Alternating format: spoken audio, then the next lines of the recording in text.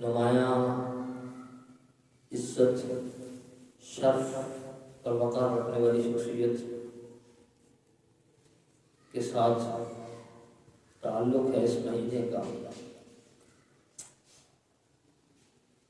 میری مراد قلندر لاہوری کشتہ عشق مصطفیٰ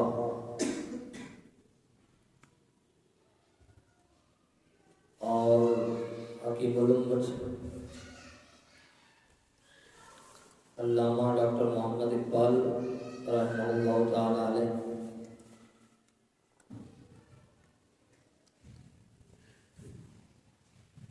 اقبال صرف ایک مسلمانوں کی نمائندگی کرنے والی شخصیت کا نام نہیں۔ اقبال کی زندگی کے اور آج ہم جس عنوان پر چند چیزیں دیکھنے کی کوشش کریں گے، سمجھنے کی کوشش کریں گے، وہ ہے علامہ ڈاکٹر محمد اقبال بحیثیت عاشق رسول۔ اس مرد کلندر کو جو یہ مرتبہ اور مقام ملا ہے،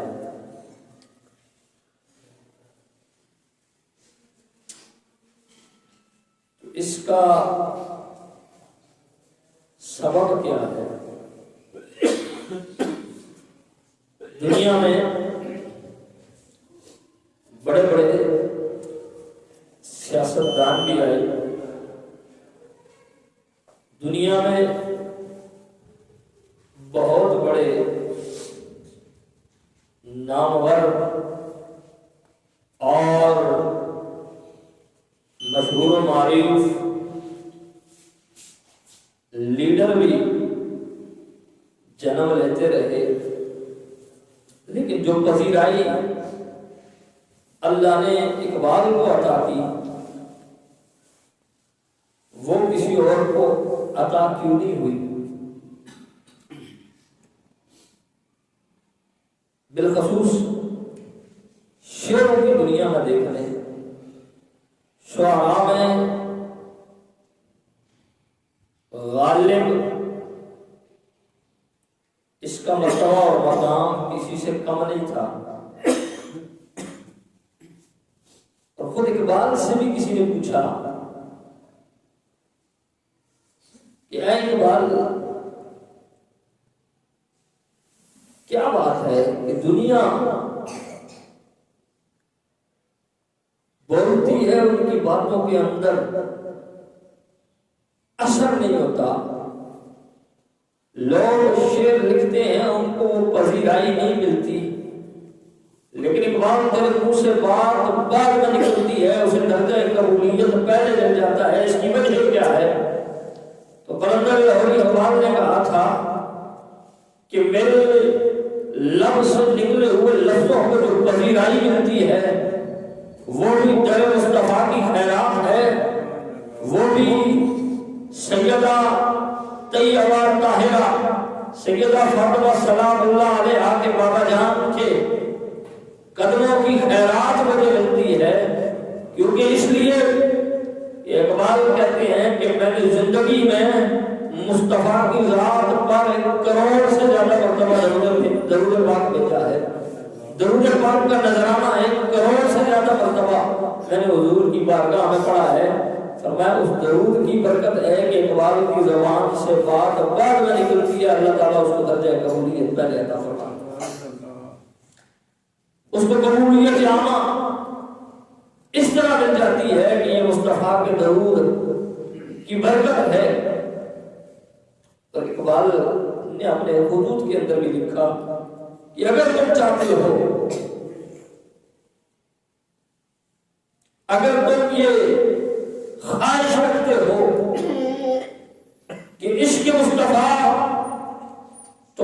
نسلوں کے اندر، تمہارے خاندان کے اندر منتقل ہوتا رہے،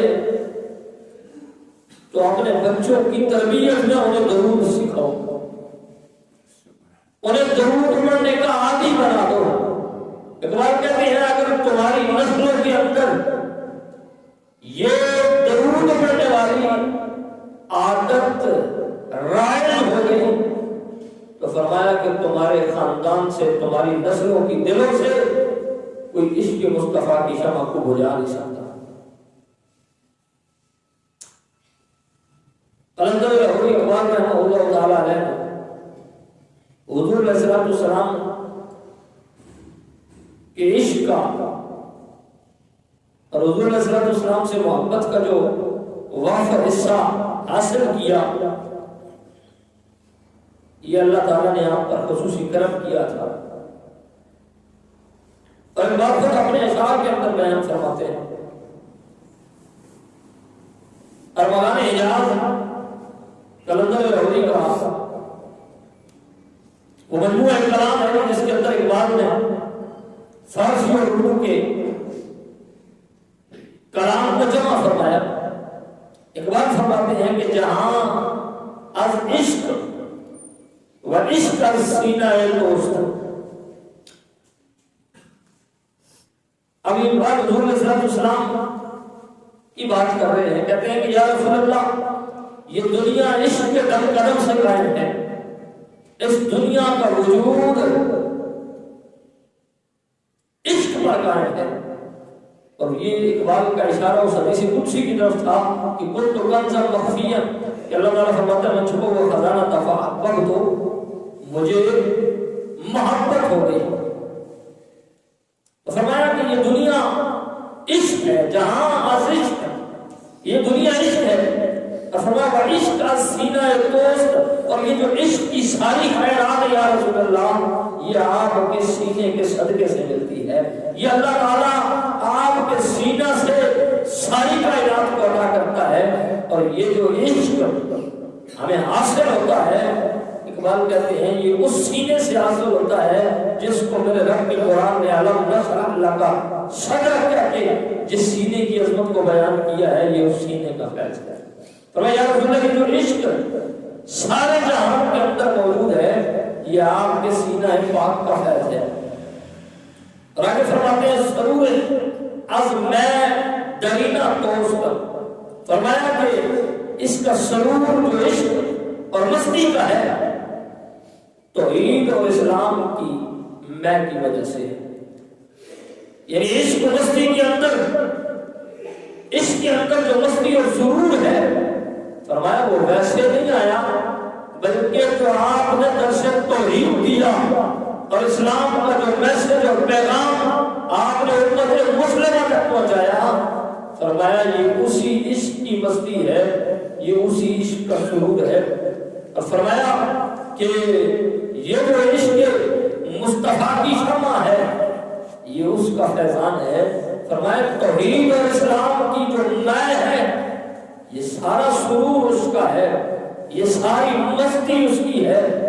اور یہ جو سرور اور یہ جو توحید کا جام ہے، یہ اعظم چشتی مرحوم علیہ رحمہ آپ نے بڑی خوبصورت بات کی تھی کہ طیبہ سے منگائی جاتی ہے، سینوں میں چھپائی جاتی ہے، توحید کی میں پیالوں سے نہیں نظروں سے ملائی جاتی ہے۔ فرمایا جو توحید کا جام ہے، یہ جو میں توحید ہے اور اسلام کی جو محبت ہے، یہ جام یا رسول اللہ یہ آپ کے دربار سے نصیب ہوتا ہے۔ اور یہ سارا فیض چاہے درس توحید ہو، چاہے درس رسالت ہو، یا دین اسلام کی تعلیمات ہو، یا قرآن کا نور ہو، یہ سارے کا سارا سینہ مصطفیٰ کا فیض ہے۔ یہ اللہ نے حضور کے سینے کی برکت سے سارے فیض عطا کیے ہیں۔ اور فرماتے ہیں آگے خود ہی کہ چیز جزئی چیزیں نمی دانم سے جبریل، کہ او یک جوہر از آئینہ توست، فرمایا کہ جبریل کے بارے میں مجھے اس کے علاوہ کچھ نہیں پتا.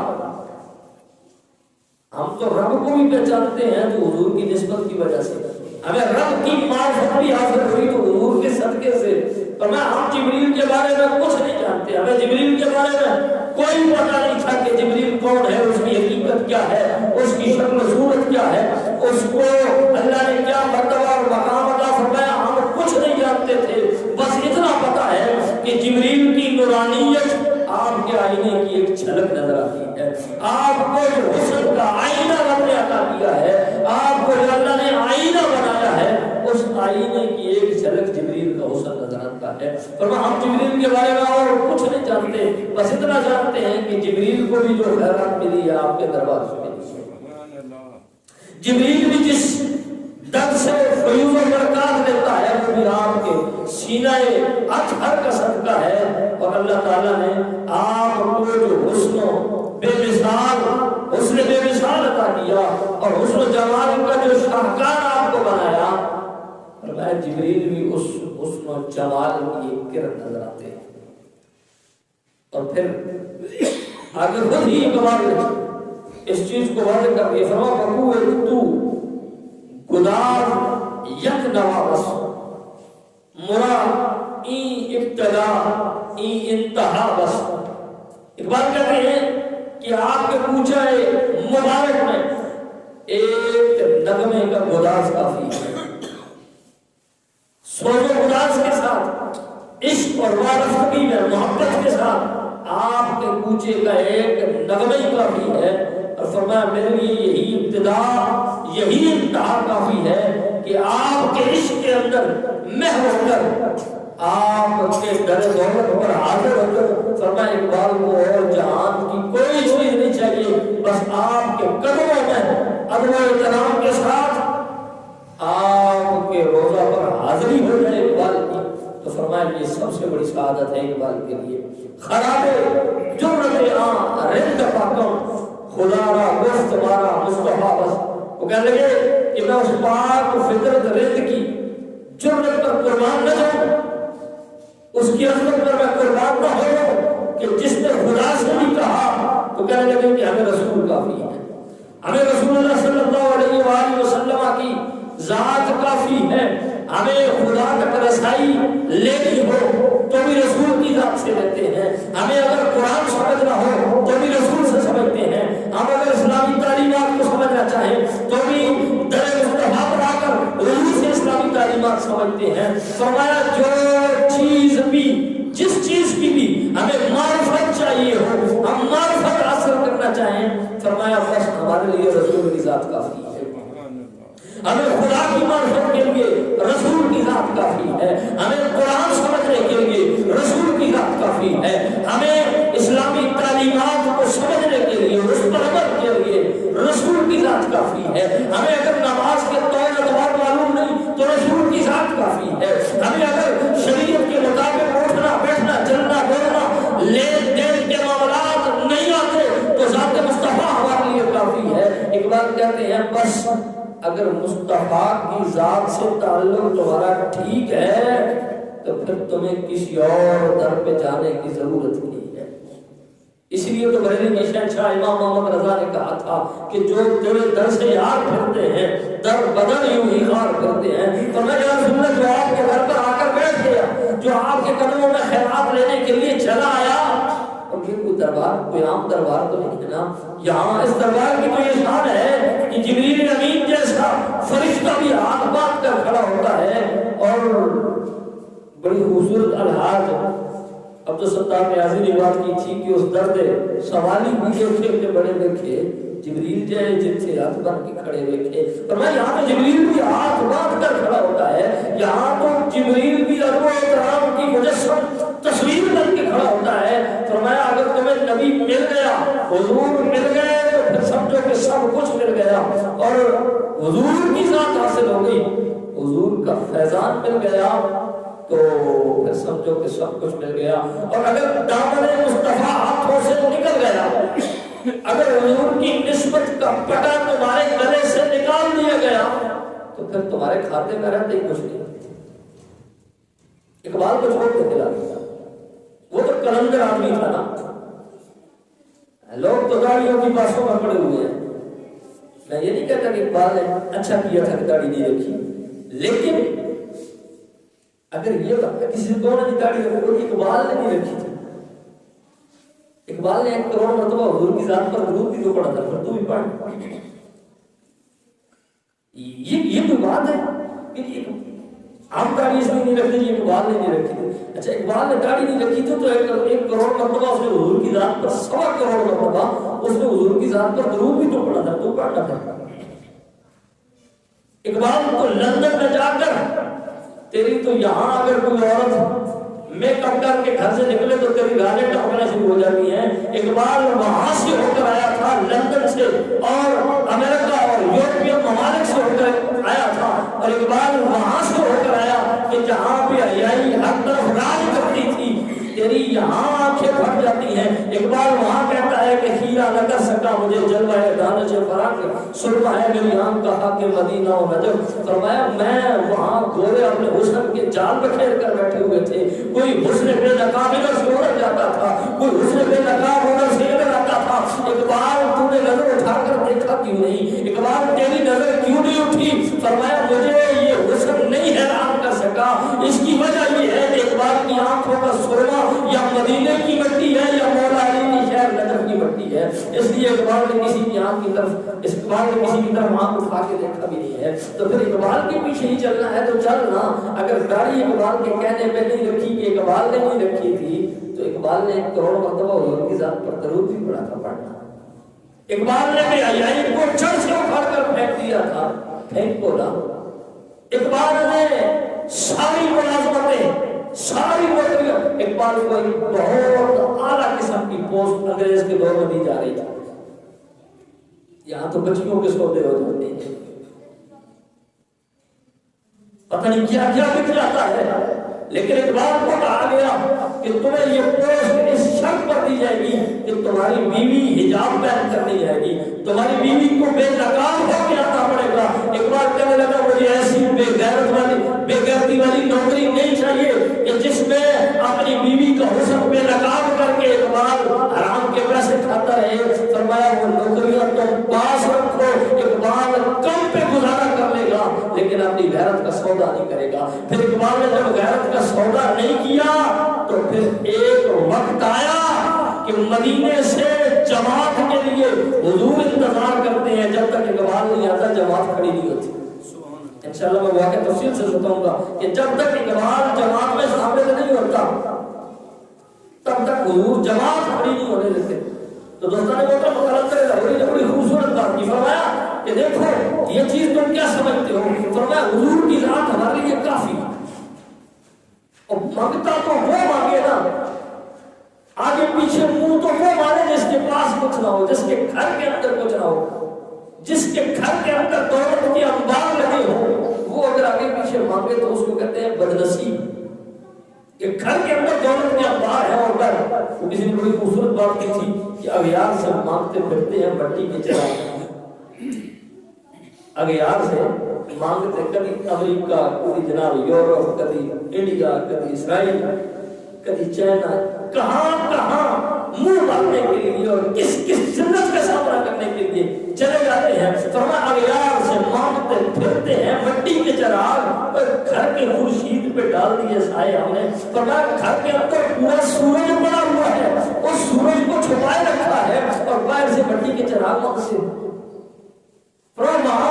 دو ٹکے کے لیے, چند ڈالر کے لیے, چند یورو کے لیے, چند روپے اور پیسوں کے لیے اپنی عزتیں بیچ دیتے ہو. ایک بار گنبد خضرا سے تعلق جوڑ کر کے دیکھو, ایک بار حضور کے در پہ آ کے تو دیکھو. جو مصطفیٰ کا در کا غلام بنتا ہے وہ غلام نہیں بلکہ دنیا کا امام بن جاتا ہے. فرمایا یہ اور لوگ ہیں کہ جن کی غلامی کرنے والے غلام ہی رہتے ہیں. فرمایا ایک در مصطفیٰ کو ایسا در ہے کہ جہاں آنے والا غلام بھی ہو تو غلام نہیں رہتا, امام بن جاتا ہے. جو ان کے در کا غلام ہوتا ہے وہ دنیا کا امام بن جاتا ہے. اسی نے بڑی خوبصورت بات کی تھی کہ مدینے کے گدا دیکھے دنیا کے امام اکثر. جو دنیا میں امام ہوتے ہیں بڑی بڑی پوسٹوں پر, بڑے بڑے عہدوں پر, وہ مدینے میں گدا نہیں ہو رہا، مدینے کے گدا دیکھے